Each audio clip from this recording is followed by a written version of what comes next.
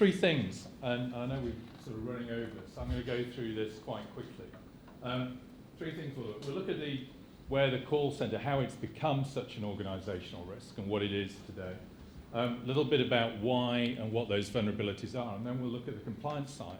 And it's interesting that some of the projects that we've been doing recently for the high street retailers, we're seeing payments and personal data combined with those projects. So that might be interesting. So let's just look at call centres. I'm sure we'll get a copy of the slides afterwards. But we've seen massive growth. And I got into the industry back in '92. And in those days, client data, it was in outsourcing, in telemarketing. And there were about 300 seats of telemarketing, structured telemarketing activity in the sort of bureau space at that time. And client data used to arrive at floppy disk. We used to send it out, print labels, attach those, some photocopied call sheets, and make calls. And yet now, we're looking at hundreds of thousands of people. I was involved in a project, turn of the century, where 2 million quid from the Northwest got put to support the call centre industry, just in the Northwest. And that was because 4% of the working population was involved in call centres. And we're seeing massive growth still, 8% in Asia Pacific, call centre growth, 1 million people at the moment in Singapore just serving the American domestic market, right? And you've got over here in the UK still about 4% growth in contact centre, and in the States it's about the same. And what's driving that growth particularly is that actually the contact centre, whilst it started at voice, whilst it started, I think, with all the data external to the organisation, as customer service became, over time, over the last 25 years, very much the point of difference in an organisation. Now we've opened up multi-channel, we can see that, and there's some research here we did last year, we're seeing much more, many more people would prefer to communicate offline than through the phone. So we're seeing the telephone at just under 20%, 19%, 57% online. And of course we're getting into this multi-channel communication. And the contact centre is now, from call centre telesales through to call centre contact centre, is becoming this sort of contact point between the organisation and its consumers, the brand and the consumer. So it's that point of interconnect. One of the interesting projects we did back in the 90s is we launched MSN for Microsoft when Bill Gates thought that MSN was going to be the internet. So we did the customer service for the whole of the world except America, which actually started with 25 people in London speaking 14 different languages. And we ended up, after about 18 months, having to open a call centre in Japan because we ran out of Japanese speakers in London.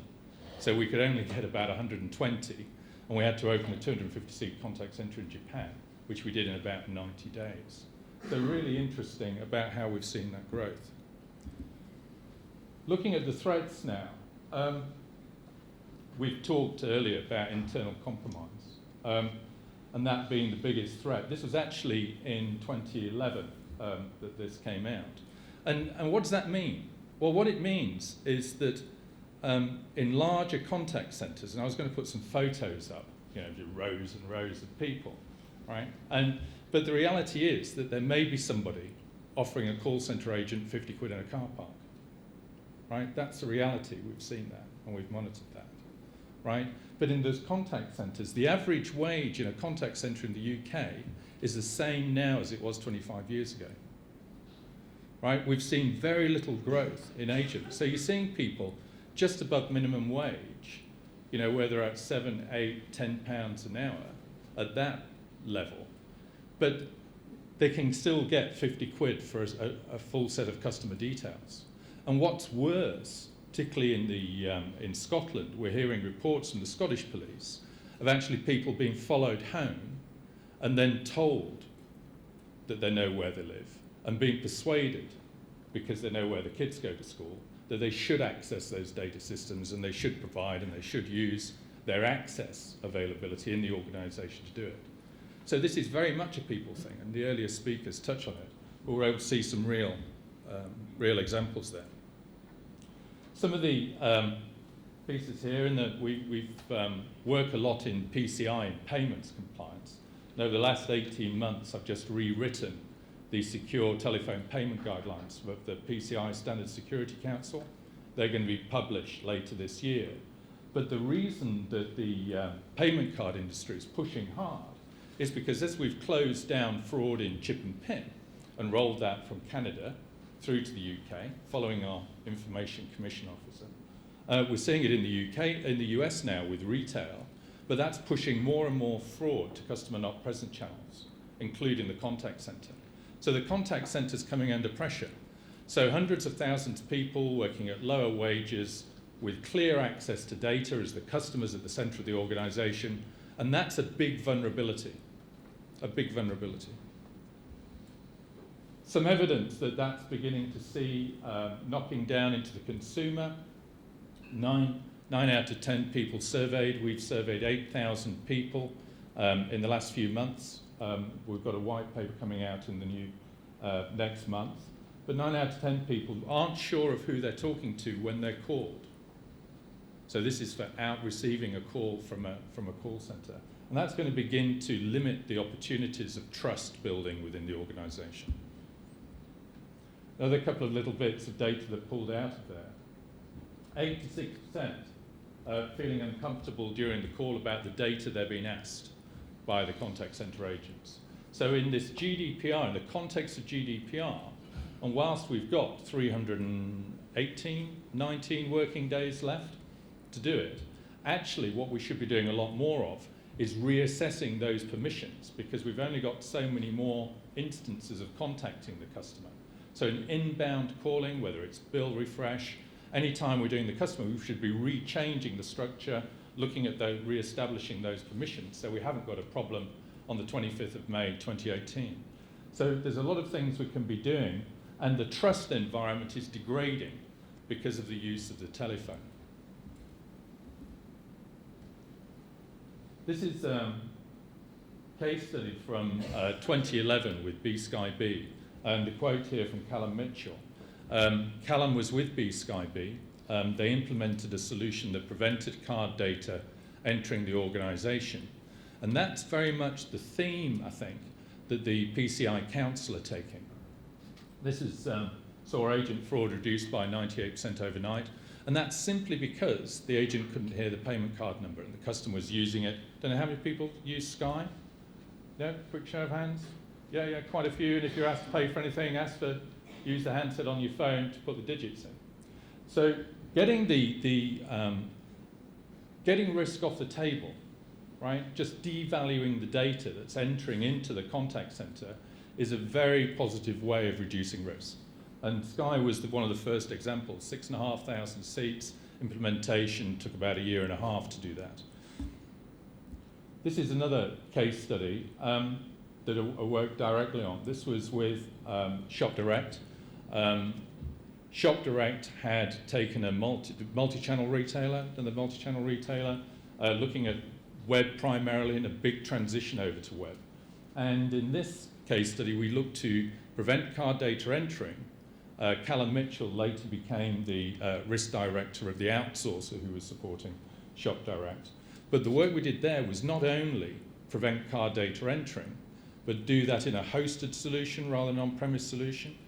We also took 150 million call recordings out of the organisation on a lift and shift, and then gave compliant access to that. So Shop Direct became the first merchant globally to actually have no card data environment, but still have access to the legacy call recording file, right? And that was they were doing around 100 million minutes, doing about 500 million of transactions through the call centre. And this is the key point. Well, how did they finance that? And how much did it cost? Well, for Sky and Shop Direct, the biggest driver for those projects was reputational risk. It was because for Shop Direct, certainly, on very low margins, they were really worried about the reputational risk, how that would impact on consumer behaviour. So the approach they took was actually, how can we do what we need to do and deliver savings? Because the savings aren't immediate, because it's a maybe scenario. So what we were actually doing was we aligned, and this became very much our methodology, if you like, but we aligned the compliance requirement to meet PCI compliance with what they were actually trying to do. And what we're trying to do is, they wanted a customer transition, so customer experience was critical. They wanted to transact and move more customers off the telephone, online, but they got a technology refresh plan that was already happening. So by aligning the customer experience with the technology refresh plan, we're able to deliver about £2 million worth of savings within the first year. So the project paid back within 4 months, right? And that was because they were able to end of life all the varying call recording licenses and actually record the calls as they were going through the web application, the hosted application that was preventing card data going through into the call center environment. So some very powerful cost savings if you begin to plan them forward and really get this alignment right. So in summary, the organisation is still looking, I think, to deliver lower cost by channel shift, right? And I think that's still possible, but alignment is very important by looking at a compliance strategy that's going to be looking at personal data, that's going to be looking at payment card data, but also FCA within that, and other legislation coming down the line. But it's about understanding what the business wants to do first, what your organisation wants to do in terms of channel shift, customer experience, to look at the technology refresh plans that are driving and those requirements, but still focusing on customer experience as a lead on that. The customer contact is critical because there's still a lot of cost and cost awareness within the organisation of how much the voice contact is costing versus the web contact versus social media. And what we're seeing now is more payments being taken in social media. And last week we saw the first assisted payment using PayPal. And back in October we saw the first assisted payment in a contact center with Apple Pay. So we can see these new technologies emerging. So I think keep an eye out for the new technologies, because I think organisations, particularly multi-channel organisations that want to open up lower cost customer access, should be looking to take payments through those channels as well to maintain the customer experience. And the last focus is, I think, to devalue the data, to look at a strategy that devalues the data through tokenization, through DTMF or any other application, try and get the risk off the table, devalue the data, and make your organisation safer but easy to transact with.